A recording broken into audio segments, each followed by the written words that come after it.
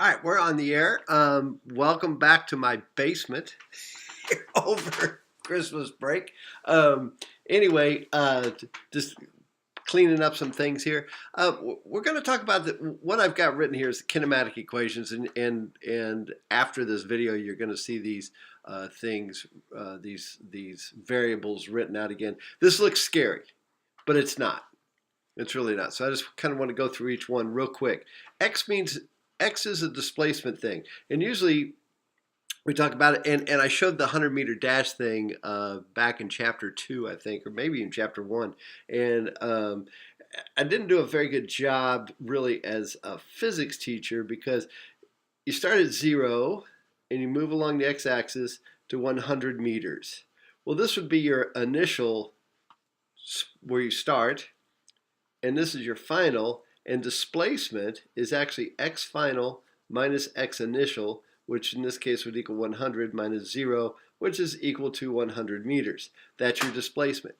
Total distance could be different. If you decided to do a random walk through here and somebody took your entire distance, your displacement would still be 100 meters, but your distance, your total distance might be quite a bit different. And so then that's the difference between your average speed and your average velocity. All right, so now acceleration. Let's really talk about acceleration here. Acceleration is A. That's your change in speed over your change in time, all right, or change in velocity. But I'm trying to avoid vectors here a little bit, which have magnitude and direction, like this vector is in the positive x direction. Okay, this one's in the positive x direction for this displacement vector.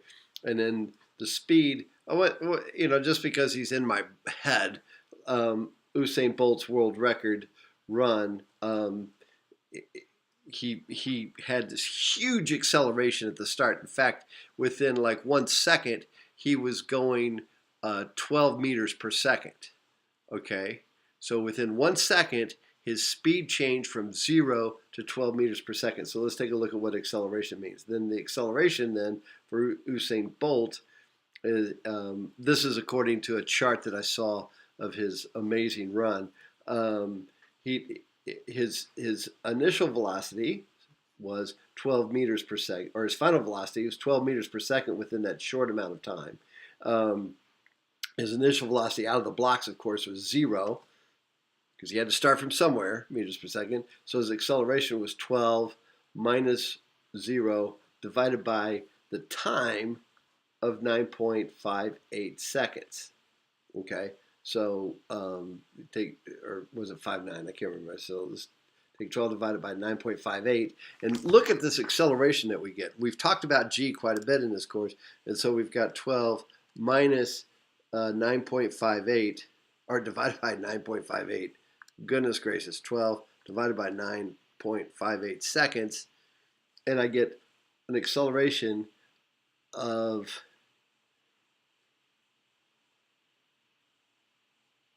what the heck? That's not right. He did it in 1 second, in about 1.2 seconds. His total time for running the entire distance was 9.5, so he did it in 1.2 seconds. I'm sorry about that. My students all the time in my live class go through this all the time.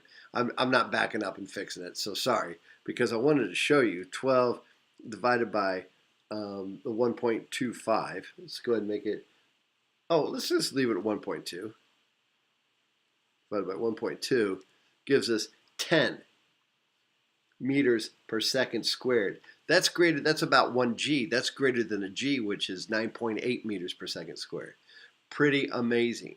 All right, so there, and so we've got final velocity, initial velocity, time. We've talked about those things. So now you'll be ready to do some calculations with it. I hope. Well, you'll be fine. We can do it.